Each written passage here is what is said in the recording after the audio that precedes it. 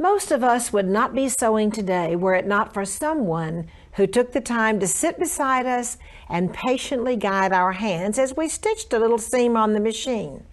My mama did this for me. I have incredible memories of my mama every time I sew anything. We love sewing together. My guests today are sewing mentors to many, and they have brought such delightful projects for you to create with a sewing machine or by hand. It's an absolute joy for us to sit and sew with you today in my sewing room. Are you ready to begin?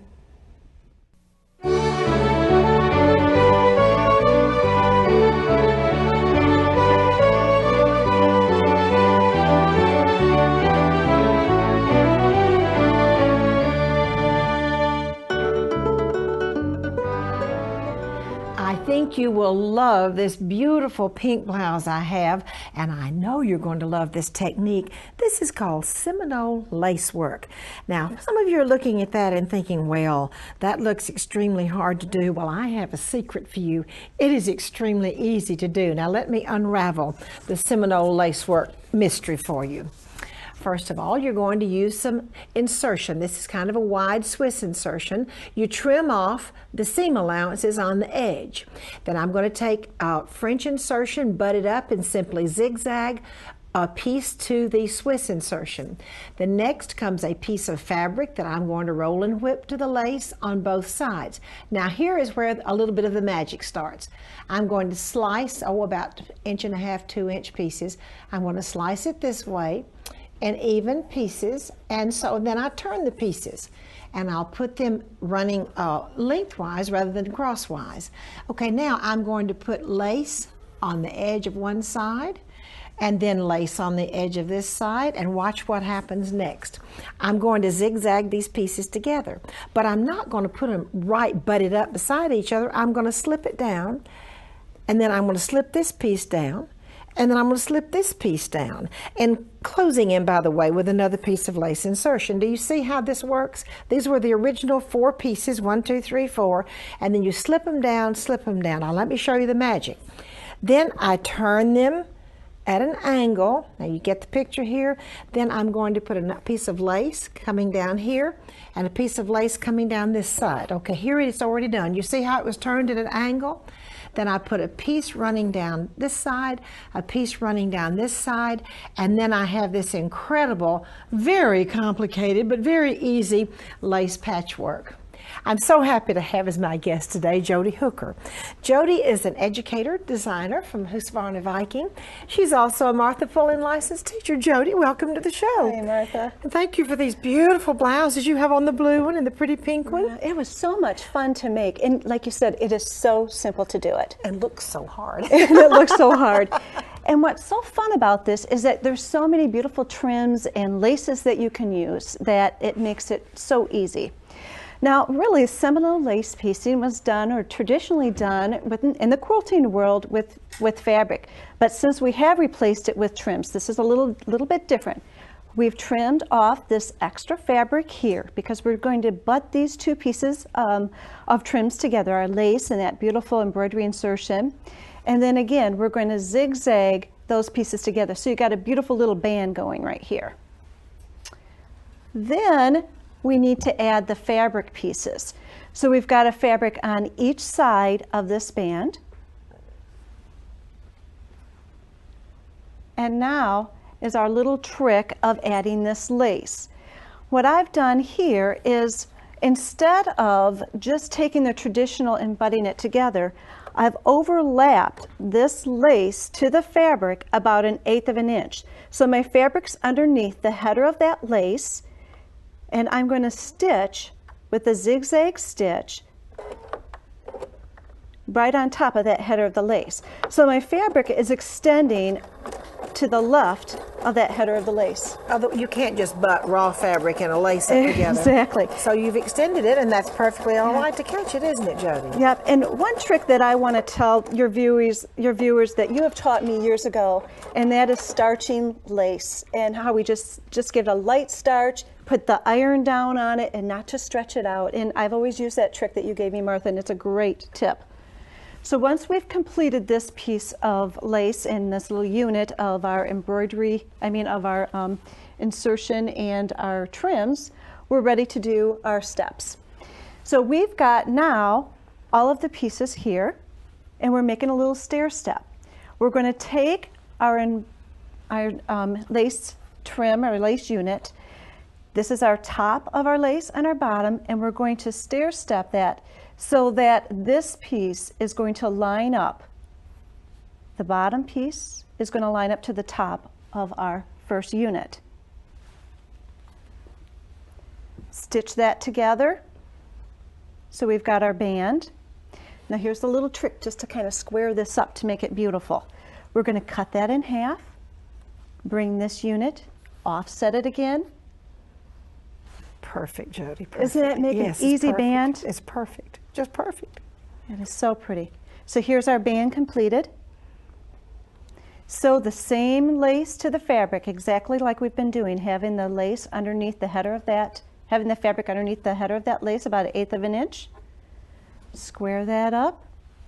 You're going to trim off this excess fabric, and you're ready to apply it to the blouse. To apply it to the blouse. Let me quickly show our viewers one more time. And this simply has been zigzagged right on top of the blouse. Yep. And it looks like it just took hours and hours to make. And you could do some fun colors by putting different color fabric in there. Oh, absolutely. Yeah, And then it would have all different colors of Seminole patchwork and Exactly. actually lacework. Jody, thank you so much. Thank you. And now Jody has some sewing inspirations to share with you.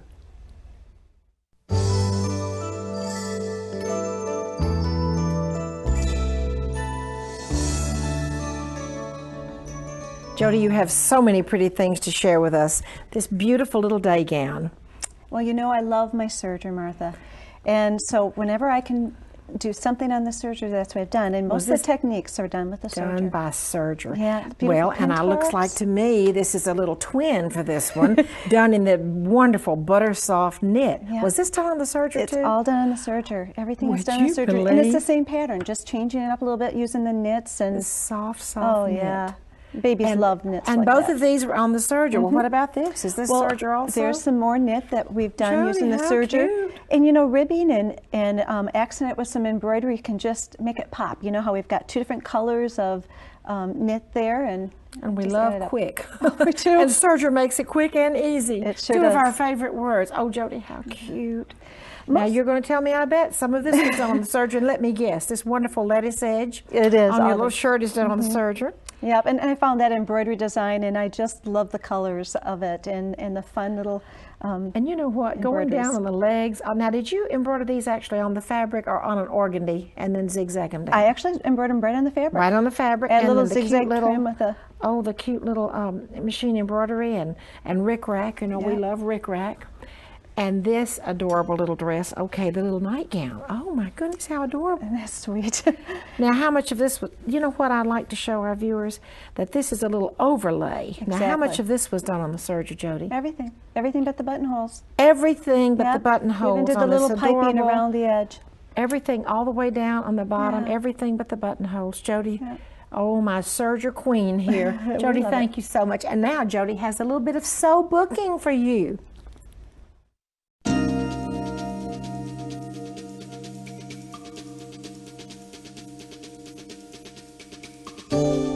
Jody, the reason I'm so excited about sew booking, which is what we call scrapbooking when you use fabrics and the machine embroidery, is that for those of us fortunate enough to have a machine that embroiders, or really a machine with decorative stitches of any kind, we now have a new way of using our machine embroidery. And a lot of times I know people do lots of sew outs just to test a design, and guess what? We can cut them out and use them in our sew booking. And this is so cute what you've done. And we have so many friends that do the scrapbooking, and what a great way to use your sewing machine to apply it and to give it as a gift. So what we've made here is like a little friendship page. I love it. Yeah, and it was very fun to do. And of course, We did the teapot. we did the teapot and the teacup, and added some words that says "Friendship warms the heart." And you put your little tea packages. Yep, and made a cute little flower. Buttons and lace, which Buttons we and love and lace. use all the time, and have extra pieces left over. Oh, yeah. Perfect way to use these scraps. To use this in a wonderful way. First, I'd like to kind of talk about the embroidery itself. And with the embroidery, I've used a cotton organdy. What's wonderful about a cotton organdy is that it's a stabilizer all on its own. So you don't need to, all you need to do is hoop up that cotton organdy and use it as a stabilizer. So you're really making this a freestanding embroidery, like an applique. And you can find so many embroidery designs that would be wonderful for this. So that's where we've done our teapot. Then what we've done is that I took a piece of silk dupioni and I embroidered my name on it. The friendship warms the heart, or you can put, you know, who it's from or who it's to, the if it's a occasion. birthday. Oh, perfect. And then after we've got done with the embroidery, added some lace to make it look like a little shelf for the teapot and the teacup to sit on. And then just place that on and zigzag that right onto that silk dupioni. Added little rick-rack and made little button flowers to it. Put a little decorative stitch to have a little steam coming out of the teapot to make it kind of more a little realistic. And added some really fun buttons and did it up there. Now, Jody, what did you stabilize this page with? I actually used a no-show mesh underneath to stabilize this so that it wouldn't have the wrinkles coming through when I did the fonts on the embroidery design. Well, I will tell you what, I just think the whole scrapbooking, sew booking concept is so much fun to do, and you can use all of these adorable designs, cut them out, or else, of course, some of them can be embroidered right on the page, and enjoy two hobbies in addition to our machine give as a gift, you know, for somebody that does enjoy it. Yeah. Jody, thank you so much. And now I have some construction tips to share with you.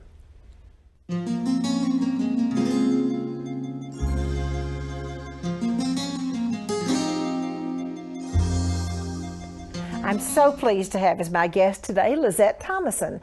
Lezette is the owner of Children's Corner Patterns. Lezette, welcome to the show. Thank you, Martha. Martha, a lot of times when I'm teaching, I have questions from mothers sewing for their children that maybe a pattern is getting just a little bit too snug across the front and back, or maybe just the back. This can happen a lot of times with babies when they first start sitting up, and for balance, they roll their shoulders forward. When they do that, it makes the buttons slide in the buttonholes and pull, and it seems too tight. Another occasion this happens is when children get a little bigger and maybe they start swim team and they develop more muscles across their shoulders and across their chest, and they need for the garment to have just a little bit more fullness there, but the pattern actually may still fit them other than that. So Martha, I want to show our ladies today a really easy technique to fix this problem. We're going to start out with a pattern front and back. Today I'm using a blouse front and a blouse back, but you can apply this to any garment. The first thing I do is to make a copy on paper of my two pieces. This is my front, this is my back.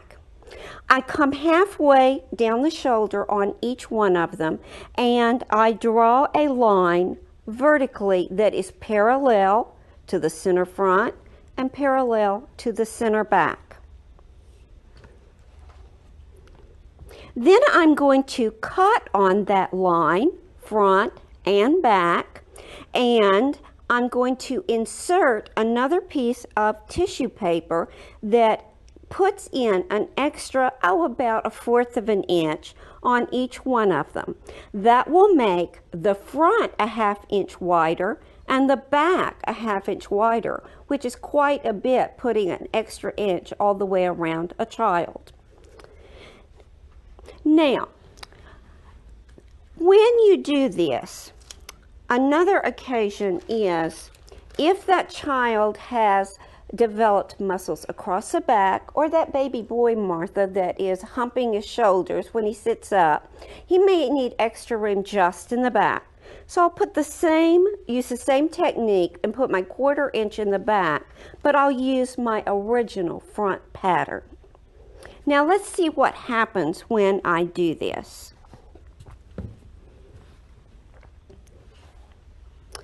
When I have put in these two pieces together, you will notice that my front is 1/4 inch shorter than my back. That's because we added that extra 1/4 inch into our back. Now, I have to do something to sew these together so they match. You can't just sew them together and whack it off. You've defeated your purpose. So, I'm going to pin them together so that the edges match. But before I do that, you can see here that I've got this extra fabric. So what I'm going to do is, I would unpin them, go to my sewing machine, and on the seam line, use a regular stitch length of about 2.5 or 3, and run a line of stay stitching across that shoulder. Barely pull it up until they fit together, stretch them out, sew them together, trim the seam, finish the seam, and then, Martha, it looks just like this. A pretty seam, finished. Press it, and when you finish it, you've got your shoulders matching front and back.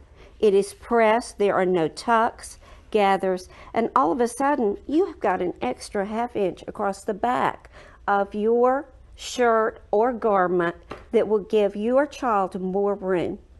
Well, that is a completely fascinating technique, and I appreciate so much your being here to share with our viewers. And I have a feeling some of them were thinking, now that is exactly how I'm going to alter that pattern. Thank you so very much, Lezette. And now we have some hand embroidery to share with you.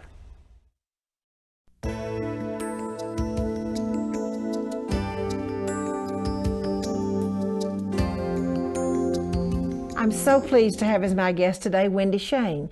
Wendy is the designer of Petite Crochet Patterns. She is a contributor to So Beautiful magazine and a teacher at the Martha Pullen School of Art Fashion. Wendy has studied both in Portugal and also at the Royal School of Needlework. Wendy, welcome to the show. Thank you for having me, Martha. I brought something interesting with me this time. This is a traditional Jacobean embroidery piece, which I actually coincidentally worked on at the Royal School. And this stitch in here is called a trellis stitch. And if you look on the other leaf, you'll see another version of the stitch. All that stitch is just rows and rows, crisscross layers of threads laid on top of the fabric to form a pattern. It's a good filler stitch technique. You can use it with almost any color thread as well, and also with all white embroideries. So let me show you what I have here. Now this little etui is traditional Mount Melick work, but if you look here, you'll see that I've used the trellis stitch here. That's the little crisscross stitches with the French knots in the middle, and over here too. This is the one I'm going to show you today. So I'm going to move this out of the way, and let's go ahead and get started. Now this is our area that we want to stitch with the trellis stitch, and because I'm using a large weave fabric, I don't need to mark the lines, and actually it's not a good idea to mark the lines. So normally what I'll do is I'll hold a little ruler with me to make sure that my rows are nice and straight. So I'm going to begin at the very edge of the design and go all the way up in the same line of fabric grain that I'm exiting on at the bottom. So you want to make sure that these lines are nice and straight. Now the next one will be a set distance away, and it can be anything you want. In this case, I counted the threads since my threads are so large. So about 5 threads across and 5 threads down. I just go down in the fabric. Now I'm going to do the same thing until the entire square or stitching area, whatever shape it is filled with lengthwise stitches. So now this is what it would look like, and the next step is to do my stitches in the opposite way. And the opposite way, you'll just be doing the exact same thing, come in and go down the same number of threads across. And at that stage, you can either go ahead and stop or do the next step. So I'll show you what that is. Now, the next step here is to stitch across each one of these little intersections. And I like to do that on the diagonal. So my working thread is here at the bottom. So I'm going to begin by coming up inside the first crossover point, and down. Keep your needle nice and straight. So your little tacking stitches are all pretty much the same length. So accuracy is very important in this technique. If I were doing this on my real work, I would definitely be more careful than that, but you get the idea. So I'm just tacking these down with these little stitches. And this stitch can go on and on and on. You don't need to stop just because you've tacked down all the stitches. The next thing I could do is I could come back and put yet another grid inside that grid. I could put French knots, colonial knots, straight stitches, bullion stitches, just about anything I want to dress up the area and make it look nice and tailored and finished and exciting and interesting. So depending on what you're working on, you don't need to work in any particular type of thread. You can work in wool threads and do traditional Jacobean work with this. You can do white work threads. You can do any type of thread you can imagine, you can use it. So other than that, there's nothing else to add. So Martha, that's all there is to it. Thank you so much, Wendy. And this is so beautiful. And I'm thrilled to know that that was one of your pieces at the Royal School. Thank you for sharing. Thank you. And now I'd like to share a piece from my vintage collection with you.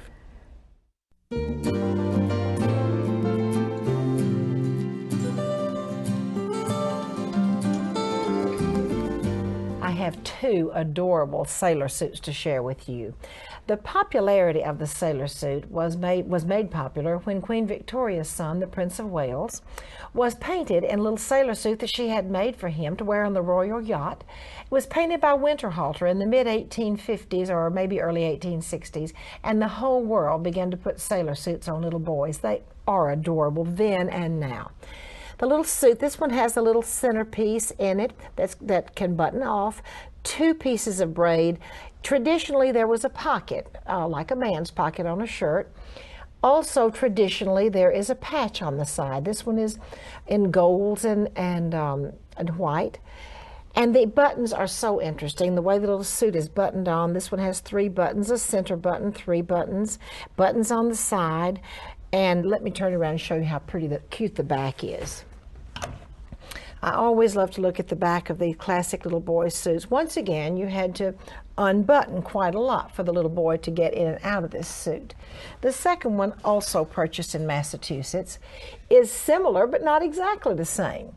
It is of a lighter blue linen fabric with 3 pieces of braid stitched around, and it has the little, what I call the bound buttonhole or the welt pocket on the side. And well, wait a minute, I forgot to show you the patch. It has the patch this time in red and white. Then this one has even more buttons on the front. Very interesting. Actually, you can leave the front part of the suit buttoned up and just unbutton the bottom part of the suit. Very, very interesting. Let me just turn this around for you to see the back of this little suit. The sailor collar, again, this one has 3 pieces of braid that have been mitered at the corner. And look at the little buttons, the little navy blue buttons that button the rest of the suit on. It takes a little bit of time, I might add, to get a little boy in and out of these suits, but absolutely adorable. I know my own little boys when they were little, and my grandsons have all had a version of a sailor suit. For my Sewing from the Heart today, I have a letter from Jackie Braun from Red Deer, Alberta, Canada. I work at a fabric store in Red Deer, Alberta, Canada. There really is no one particular group that I can name who sews from the heart, because we have many individuals and groups who do that. They come in for fabric and batting and thread, and when I ask them what they're making, I hear several answers. Quilts for the homeless, or for those overseas, or as in my case, I purchase polar fleece and donate it to an animal rescue group. Countless numbers of women devote their time to making these wonderful gifts, and I would like to honor them in the Lord's name. Jackie Braun. Jackie, it's so wonderful to hear about what you and your customers in the store in Canada are making. Thank you for your time and effort. And I thank all of you for your volunteer sewing. Thank you so much for joining me in my sewing room today. I would certainly like to invite you to come back next time.